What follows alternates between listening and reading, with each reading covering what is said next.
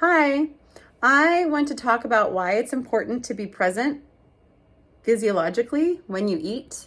You have two types of systems that work in terms of your nervous system. You have the nervous system called the sympathetic, and then you have the nervous system called the parasympathetic, and they both wax and wane and are used purposefully. The parasympathetic is termed sometimes rest and digest. It just allows you to kind of calm, lower your heart rate, lower your respiratory rate. So there's not a sense of urgency.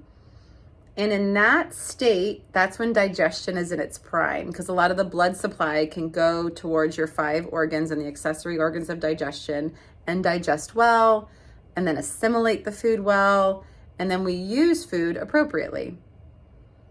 That typically doesn't happen in a really busy environment, or if there's complex PTSD and then you're triggered in different ways and your nervous system is highly activated frequently. Complex PTSD, it's like an onion. One layer touches another layer, touches another layer, touches another layer. So if that's you and your story, or you're in a position where you're trying to fight for food, water, safety, just understand that you're fighting for survival, and your body's going to do everything it can to keep you safe, including turning off digestion.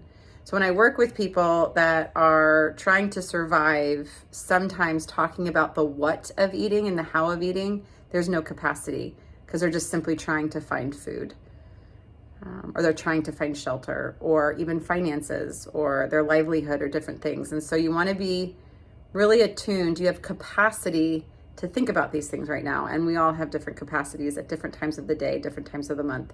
So that's where kindness and grace comes in, and compassion, and a highly attuned counselor or coach or mentor that understands that and doesn't give you things that you're unable to handle at the current moment. So being present helps you understand where your nervous system's at. Being aware of what's happening, and that takes some time and listening to how yours shows up. Some people, their anxiety shows up in different ways. It's not just the anxiety that is pictured in typical movies where it's nervousness. It could look many different ways in many different forms. So being present, emotional identification and awareness would be the first step. Hope this helps.